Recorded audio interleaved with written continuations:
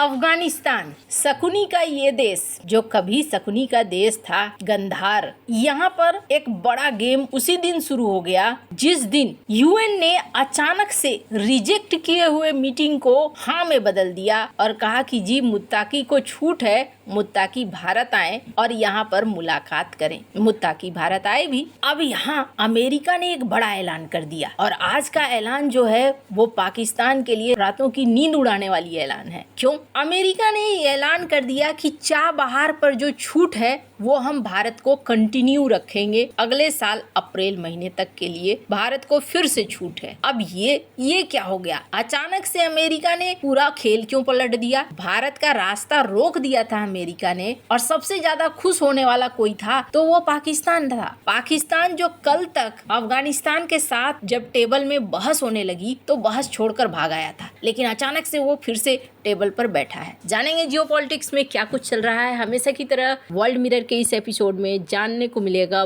बहुत कुछ। आइए जानते हैं इन खबरों को विस्तार से। जियोपॉलिटिक्स में ना फ्री लंच नहीं होते हैं, ये मैंने पहले भी कहा है। जनरल मुनीर का हर दाव यहाँ फेल हो रहा है। डॉक्टर एस जयशंकर को हाल फिलहाल में अगर आप देखेंगे, चाहे वो आप आसियान की बैठक में देख लें या द्विपक्षीय बैठक रूबियो के साथ देख लें, मैंने पहले भी कहा है इनके चेहरे पे लौट आई चमक बता रही है कि सारा पासा अब भारत के फेवर में जा रहा है। डॉक्टर एस जयशंकर की एक्टिविटी, बॉडी लैंग्वेज यही बता रही थी कि खेल यहाँ बदल चुका है। अफगानिस्तान के विदेश मंत्री मुत्ताकी का भारत दौरा यूं ही नहीं था। यूएन में बिना हामी भरे मुत्ताकी यहाँ नहीं आ सकते थे और यूएन ने पहले रिजेक्ट कर दिया था मुत्ताकी का भारत आना। और कौन से देश थे जिन्होंने अपना शक्ति इस्तेमाल किया था रोकने के लिए? एक अमेरिका था और दूसरा पाकिस्तान था। अमेरिका की शक्ति से रुक गया था वो मीटिंग, लेकिन फिर क्या हुआ किसी को नहीं पता। लेकिन यूएन ने कह दिया हाँ जी ठीक है, मुत्ताकी जा सकते हैं। मुत्ताकी भारत आए, यहाँ पर मुलाकात हुई, यहाँ पर बहुत अच्छी बातें हुई और इसके बाद इन्होंने कह दिया कि ठीक है, हम अपना दूतावास पूर्ण रूपेण खोल रहे हैं। भारत ने ये एक दूसरा बम है जिसे फोड़ दिया। पाकिस्तान को समझ में नहीं आया इस चीज को कैसे हल करना है और इन्होंने सीधे जाकर एयर स्ट्राइक कर दिया अफगानिस्तान के अंदर। अब एयर स्ट्राइक जो करा सो करा, इनको उम्मीद नहीं थी कि अफगानिस्तान से वैसा ही रिएक्शन आ जाएगा। अफगानिस्तान की तरफ से भी वैसा ही रिएक्शन आ गया। मामला इतना बढ़ गया, कतर और तुर्की को कूदना पड़ा कि चलो यहाँ सुलह करा देते हैं। नहीं हो पाया सुलह। फिर सीज फायर कुछ दिनों के लिए हुआ, फिर तुर्की में बैठक हुई, तुर्की में पाकिस्तान बैठक करने के लिए बैठा, 9 घंटे की बातचीत हुई। फिर एक एंगल निकल कर आ गया कि पाकिस्तान ने किसी तीसरे देश के साथ एक ऐसा एग्रीमेंट किया है जिसके तहत उसकी जमीन का, उसके आसमान का इस्तेमाल किया जा सकता है अफगानिस्तान में ड्रोन हमला करने के लिए। और अफगानिस्तान ने कहा ये तो आप हमारी संप्रभुता का उल्लंघन कर रहे हो। और यहाँ पर मीटिंग हो गई खराब। मीटिंग खराब जब हुई तो पाकिस्तान ने धमकाया कि तुम्हें 51 गुना ज्यादा मजा चखा देंगे। लेकिन उनके मजा चखाने से पहले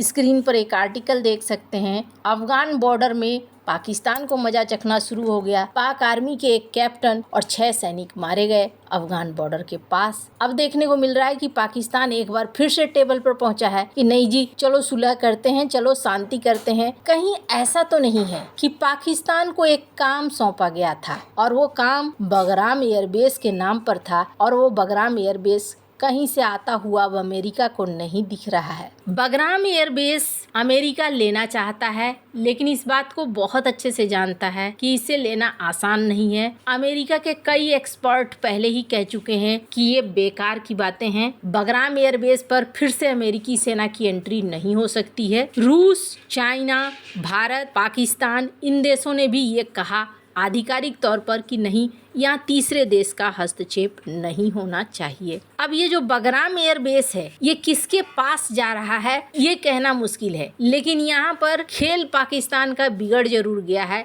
ये साफ साफ देखने को मिल रहा है। और इसके ऊपर से अमेरिका का ऐलान ये बता रहा है कि हम भारत के साथ खड़े हैं। अब कैसे? अब से कुछ समय पहले जब ये कहा गया कि सितंबर महीने से 29 सितंबर से प्रतिबंध लगाया जाएगा चाबहार पे, यानी कि इस रास्ते से से अब भारत अपना माल नहीं भेज सकता है, माल नहीं मंगवा सकता है। अभी तक भारत क्या करता है, अफगानिस्तान को कुछ बेचना होता है, खरीदना होता है या फिर सामान पहुंचाना होता है, मानवीय मदद देनी होती है, तो भारत चाबहार का इस्तेमाल करता है। पहले भारत पाकिस्तान के बीचों बीच का रास्ता इस्तेमाल करता था, लेकिन बीच में भारत जब गेहूं भेजता तो कहा जाने लगा कि बीच में ही गेहूं को उतार कर बदल लिया जाता, जिसकी वजह से अफगानिस्तान को भारत का भेजा गया ओरिजिनल माल नहीं मिलता। फिर ये कहा जाने लगा कि भारत जब पाकिस्तान के रास्ते कोई मदद भेजता तो भारत के ट्रकों से निकाल कर उन्हें फिर पाकिस्तान के ट्रकों में डाला जाता और फिर वो पाकिस्तान के झंडे के तहत अफगानिस्तान पहुंचता। तो भारत ने क्या किया, रास्ता ही बदल लिया। भारत ने कहा चलो तुम्हारा रास्ता बंद करते हैं और हम पहुंचाते हैं चाबहार के रास्ते। तो यहाँ से अफगानिस्तान को मिलने लगा। अफगानिस्तान ने यहाँ से व्यापार भी करना शुरू कर दिया। ये रास्ता हो गया एक्टिव। डोनाल्ड ट्रंप का अचानक से फरमान आता है कि नहीं, चाबहार पर जो हमने छूट दी थी भारत को वो कैंसिल। अब यहाँ पर पाकिस्तान खुश कि चलो एक रास्ता तो बंद हो गया,